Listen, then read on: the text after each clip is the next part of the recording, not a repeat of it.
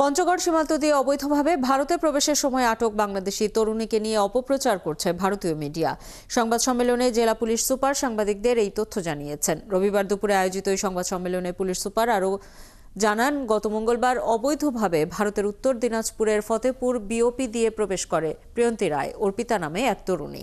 এ সময় বিএসএফ তাকে আটক করে চোপড়া থানা পুলিশের কাছে হস্তান্তর করে। পরে তাকে পাঠানো হয় কোচবিহারের শহীদ বর্ধনা স্মৃতি আবাসিক হোমে। কিন্তু ভারতীয় মিডিয়া তাকে নিয়ে বিভ্রান্তিকর তথ্য প্রচার করা হচ্ছে।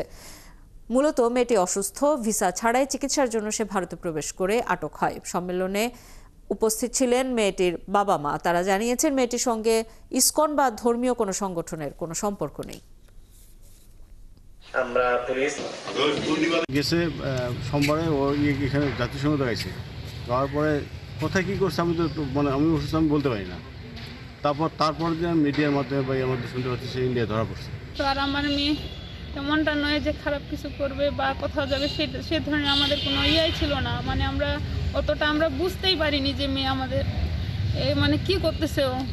তার মা বাবা বলে যে আমরা তো ইস্কন করি না এবং আমরা তো হলো হিন্দু সনাতনী ধর্ম পালন করি, আমরা ইস্কন করতে যাবো কেন? আর আমার মেয়ে তো ইন্ডিয়াতে চিকিৎসার জন্য গিয়েছে, তো আমার মেয়ে তো চোখের সমস্যার জন্য গিয়েছে, আমার আত্মীয়র কাছে গিয়েছে। তো এই ধরনের সংবাদ যারা প্রচার করেছে এটা সত্য নয়।